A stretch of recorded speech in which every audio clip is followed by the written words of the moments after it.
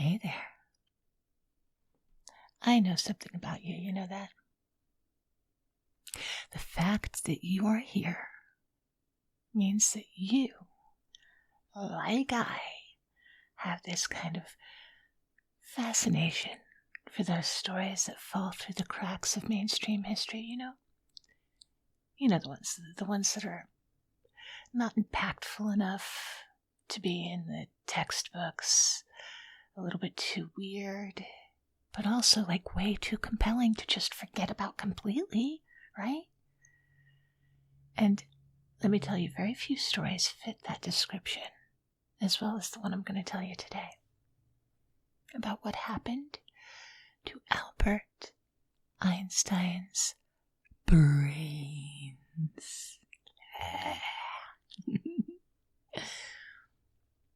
It is a story about questionable medical ethics and, I think, personal obsession, and probably also a little bit about our culture's kind of weird relationship with celebrity. I mean, we get a little bit intense about it sometimes, don't we? And this guy I'm going to tell you about today, he's no different. He got intense.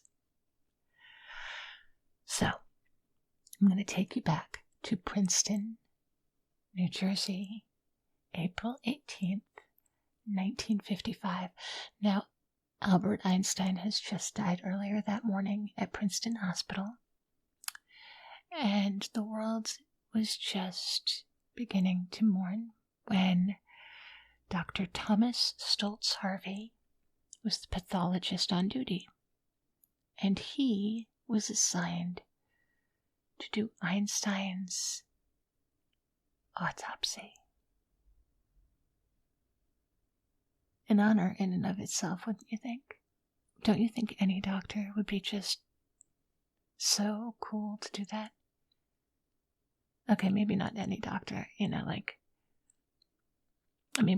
probably a doctor of philosophy, not so much, but you know what I'm saying, right? So anyway, Dr.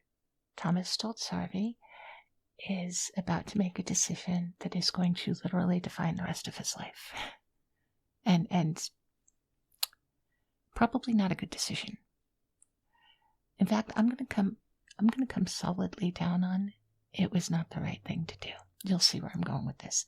So, Einstein had left instructions for what he wanted to happen to his body after he died. He wanted to be cremated, and he wanted the ashes to be scattered in a secret location. He didn't want any sort of memorial. He didn't want a shrine. He didn't want anything where people would go and kind of obsess about him, or he just, none of it, right? He wanted to be gone. Very simple wishes from a man who, despite all of his fame, he really valued his privacy very deeply. But standing in the morgue that day, Harvey decided that those wishes didn't apply to all of Einstein. So, during his autopsy, Harvey removed Einstein's brain. He wasn't authorized. I mean, he was doing an autopsy, so he was authorized, but okay, what he did with it afterwards. He did this without the family's prior knowledge, and this is the part that he wasn't authorized to do. He took the fucking brain. He just fucking took it. He just scooped it up, put it in a jar, took it with him. Right? It just... the audacity. The fucking audacity. Right? I mean, who the fuck did he think he was? He was at Princeton. It's not like he was at Harvard. I'm joking. Princeton's a very good school. But seriously, this was some fucking gall, wasn't it? Now, when I first read about this. I kind of couldn't believe. Like, could you imagine being so convinced of your own judgment that you would, like, override not only hospital protocol and not only the wishes of the greatest fucking mind at the time? Like, seriously. But he's all like, yeah, no. For science. Though, here's the thing. Not like he was a neurologist. He didn't have any, like, particular neurological expertise. So, like, what kind of science, my dude? Anyway, it's gobsmacking to me that he did this without permission. He did get permission later, right? Let me explain to you how consent does not work. You don't do it after the fact. But he did eventually go to Einstein's son, Hans Albert, to get permission. And, he was kind of reluctant by all accounts. He was a little bit not into it, but he did say that for science, it would be okay, but it had to be used only for scientific purposes, for scientific research in respected journals.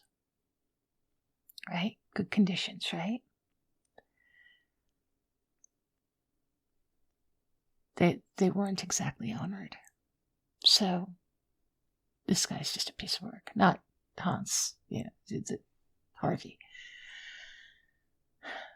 Harvey taking the brain that day actually kind of set off a domino effect for his own life. Like, Princeton Hospital was not thrilled, obviously, that an employee had just, like, helped himself to a freaking brain. The official reasons for him being fired seem a little bit murky in the historical record, but, like, I mean, he was soon after looking for a new job, so do the math, right? His medical career never quite fully recovered. And his personal life also collapsed alongside with his professional. His marriage was not going to withstand it. I mean, can you imagine? Can you imagine what that day was like? Hi, honey, how was your day? Oh, the usual. Cut up a brain. By the way, did you pick up formaldehyde on your way home from... Oh no, that's okay. I've got some. And also, keep in mind, he's keeping the brain. He's keeping the brain. Would you want to live with somebody? Maybe you would. Maybe you would. I would not want to live with somebody who had a human brain hidden in the closet somewhere. I would not want to live with that. Call me weird. I like my brains inside the heads and alive, if they're going to be in the house. Anyway, soon enough, he was getting really obsessive, and also clearly this is a guy who behaves impulsively, right? So his wife didn't last long either. His wife left him. I mean, who can compete for attention with the pickled remnants of Albert Einstein, right? So I kind of wonder if, like, he spent years just waking up in the mornings wondering what the hell he'd done to himself. But he did keep that brain in specimen jars, and who knows, maybe he had long conversations with the brain as if it were like one of the brains from Futurama, one of the heads in Futurama just talking back at him in from a jar. I mean, the guy was clearly a little bit cuckoo for Cocoa. I can't speak, but I think I got my point across. I don't have to be able to speak to be able to convey to you that this guy was bonkers. So, Harvey kept the brain, but he didn't actually keep it intact. So, That at least might have preserved the brain better, but instead he sectioned it into like a couple hundred blocks, little cubes of Einstein brain, little Einstein squares, I can't even. But some of them were sort of floating in solid and others were in paraffin, and it was a standard preservation for the era. They were all being kept by someone with very limited research experience. This guy over here, instead of specialists in neuroanatomy. The brain that had revolutionized physics, who had rethought the very nature of time and matter, it was reduced to cubes in jars. He had created a little map, Harvey had, showing where each of the numbered sections had come from. So at least he was methodical. Then began what I can only describe as the Great Brain Diaspora. So Harvey starts giving out pieces of Einstein's brain to researchers that he deemed worthy. Because he's the final arbiter of who's a good judge of science, who's a good scientist. So sometimes they were established scientists, sometimes they were just colleagues who had expressed an interest.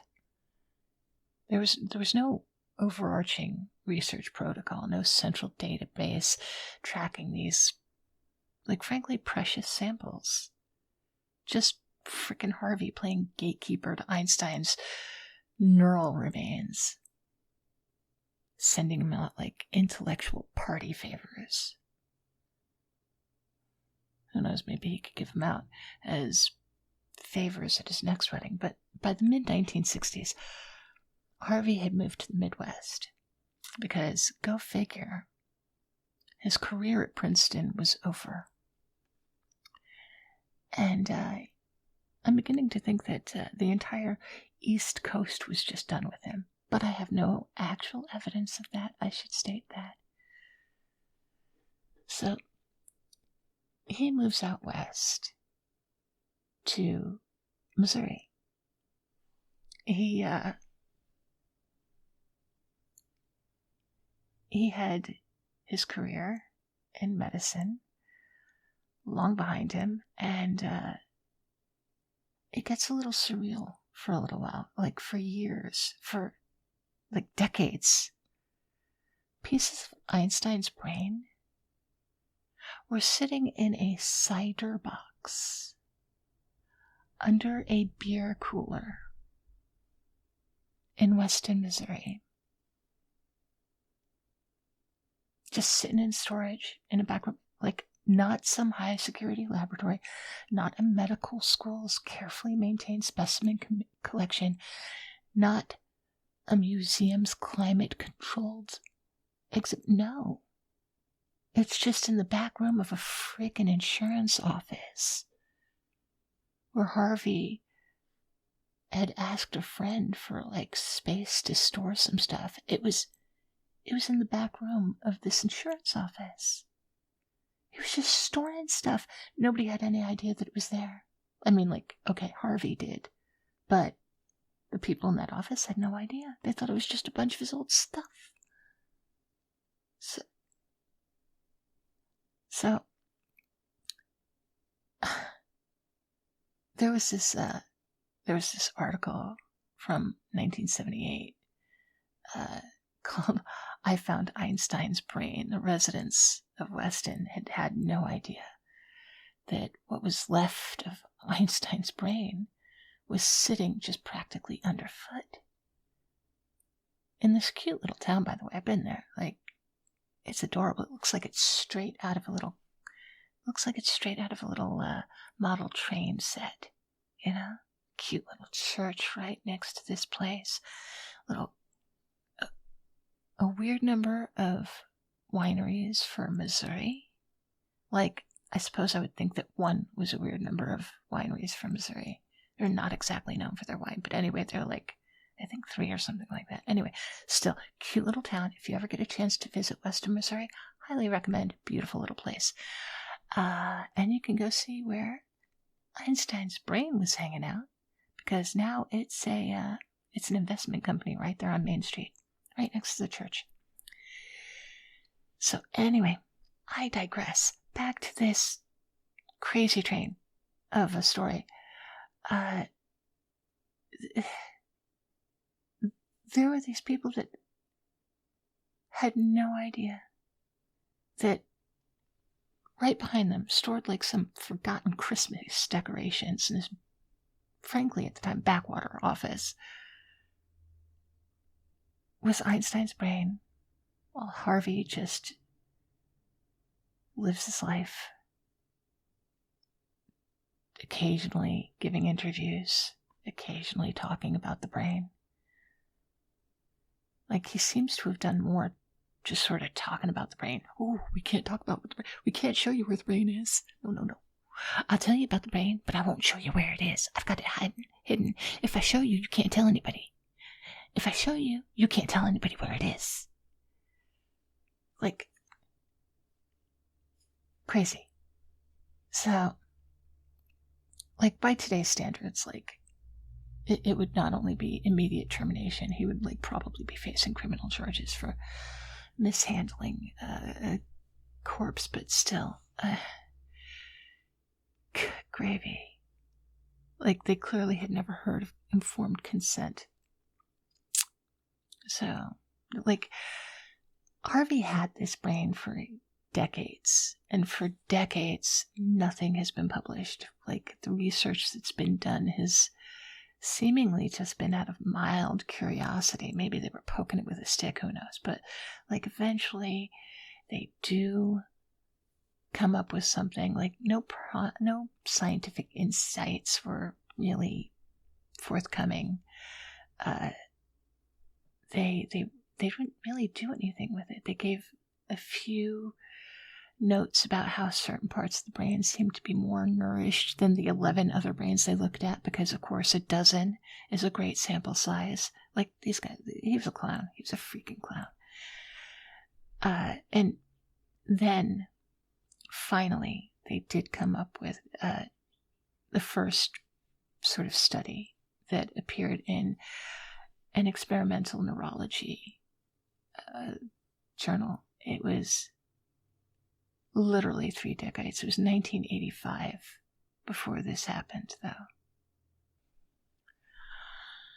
Harvey had shared the brain with a scientist at University of Alabama at Birmingham named Britt Anderson, who did some research along with Sandra Whittleson at McMaster University, and they found that there's something weird about the density of his brain that might have contributed to his cognitive abilities, and that was about the sum total of it. You know, they did the ratio of neurons to glial cells in his brain and found that they were higher than average number of glial cells. I have very little idea what that means, but it is what it is. Anyway, they didn't really learn anything substantial about why Einstein was so brilliant.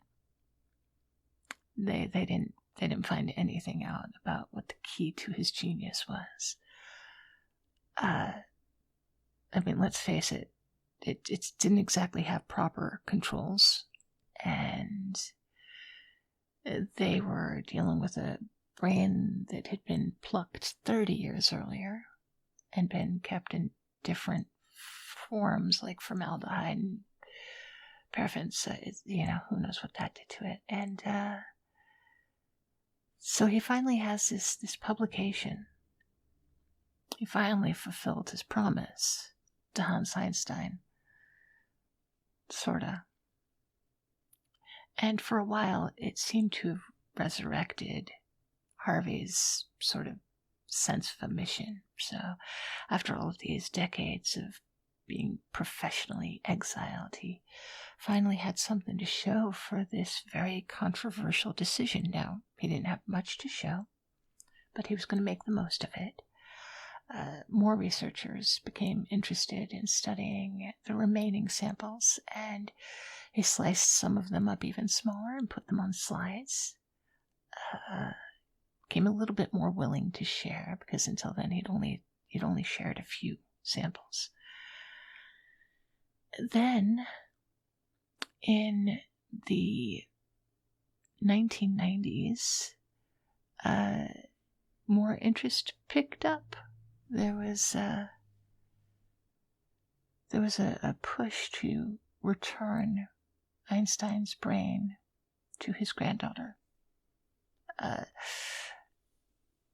journalist named Michael Paternity, not spelled the way you would think it is, a journalist named Michael Paternity somehow convinced Harvey that they should go on a road trip together to bring the brain to Einstein's daughter in California.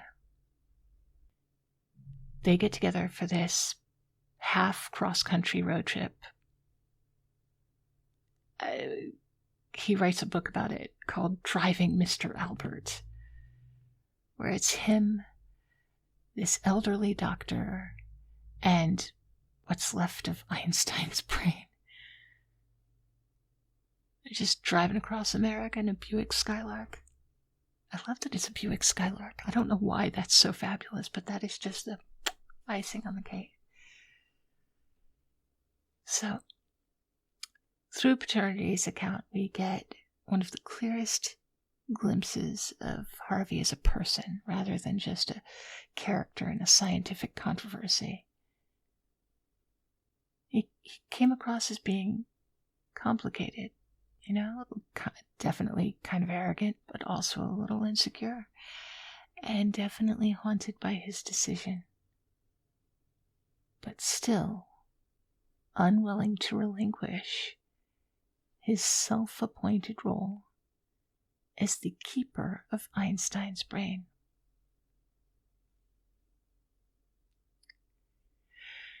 Despite many studies over the decades, the scientific value of Harvey's collection really does remain debatable. And by collection, I mean the pieces of brain. As neuroscientist Dahlia Zeidel noted in her review of Einstein's brain studies published in Reviews in the Neurosciences, the absence of any kind of control specimen and the limitation of Harvey's preservation techniques did hamper definitive conclusions. Some findings do stand out. Sandra Whittleson's team found that Einstein's inferior parietal lobe, which is an area associated with mathematical thinking and spatial cognition, had unusual features, including a massive groove called the Sylvian fissure, and his corpus callosum. I haven't had to use any of these words. I don't think I used all of these words when I took Psych 101 in college, but it's been a while. So anyway, his corpus callosum, which connects the brain's hemispheres, appeared thicker in regions responsible for integrating information across different brain sections, according to Men et al. In a 2014 brain study. And so, are these the anatomical foundations of his genius? Or just, normal variations of what would exist in a lot of brains, but are only deemed significant because we know whose brain we're examining?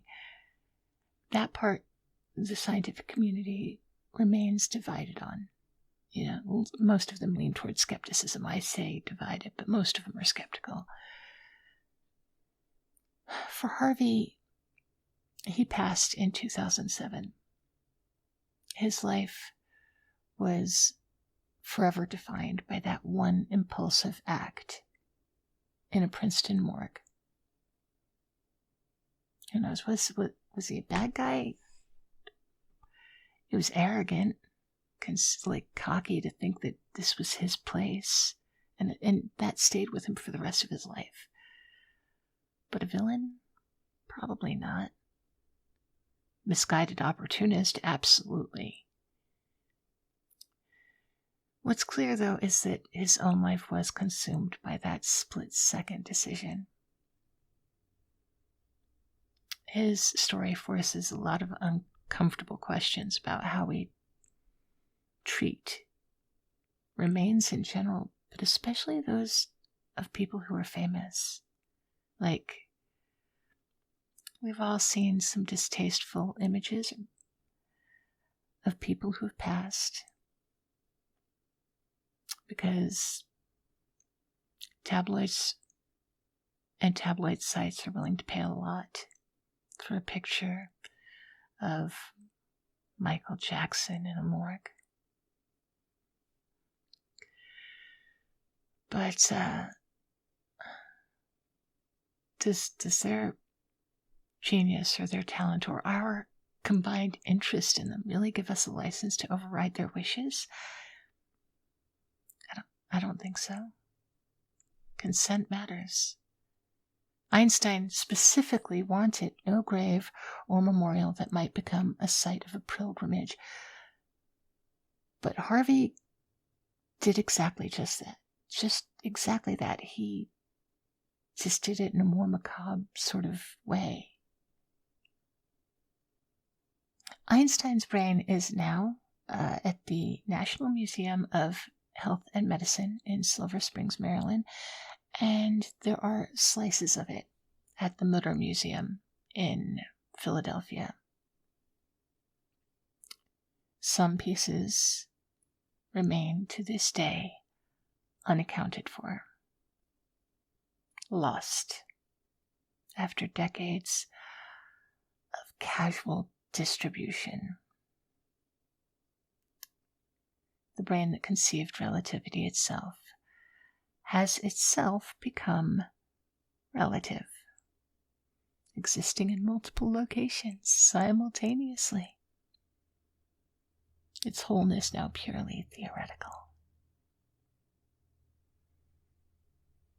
Does that make it Schrodinger's Einstein brain? I don't think so, but still.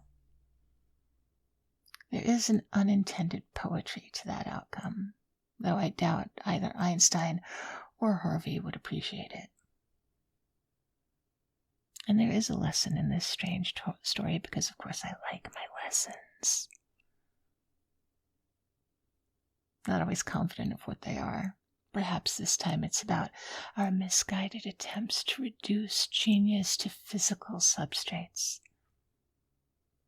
We like to imagine that we can find the secret to Einstein's brilliance by examining his neural architecture, as though creativity and insight could be located in just one particular fold of tissue or ratio of cells. But has that ever been the way genius works? Einstein's legacy isn't his neural architecture, it's the ideas that transformed our understanding of the universe. No amount of microscopic examination is going to reveal the spark that led him to question Newton's conception of absolute time. Or maybe the lesson is just a little more personal. How a single decision can define and consume a person's life in just a moment. Harvey's career and his marriage and his legacy were all sacrificed on the altar of that obsession with Einstein's brain. He became essentially not just the brain's owner, but its captive, rather than its keeper. There was another book called Finding Einstein's Brain. The author wrote, Harvey's story is a cautionary tale about the perils of human ambition and the unexpected ways our decisions can shape our lives.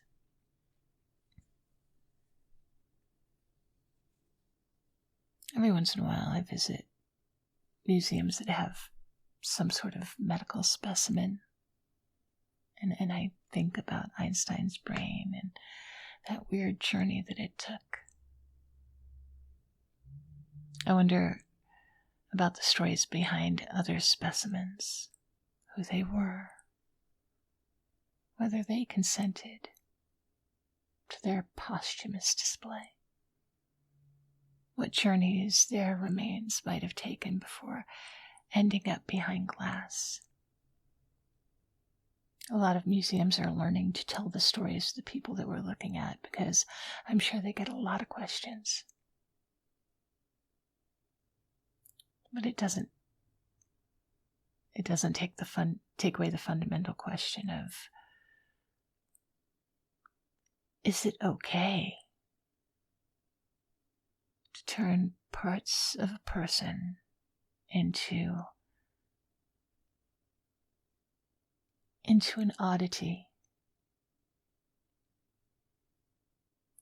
If it's okay to turn parts of a person into a sort of edutainment, I suppose it all depends on whether or not they consented when they were alive. And in Einstein's case, he clearly did not.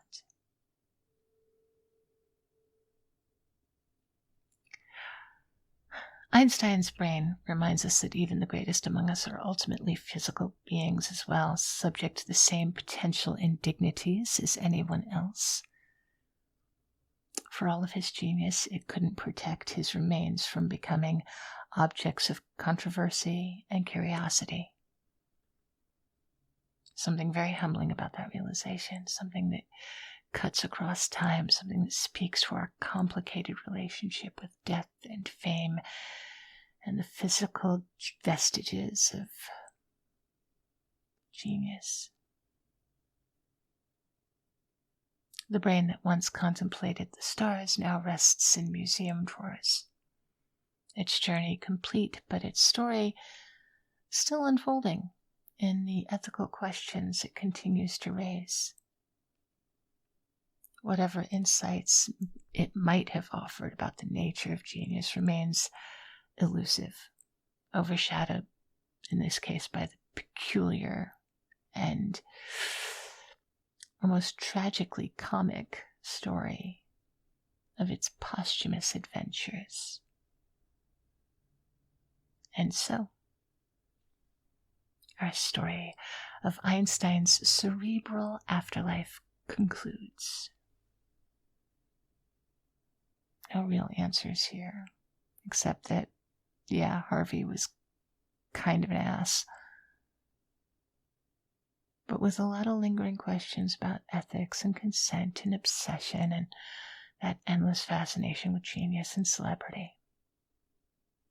The brain itself has finally come to rest, but the conversation for it and how we honor the dead, especially the famous dead, does continue. And it's waiting for wiser minds than Harvey's to resolve. And mine. Wiser minds than mine. I don't know. What do you think? Is it okay if it's for science?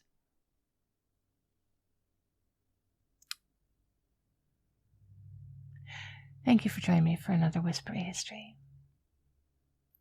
I'll talk to you again soon.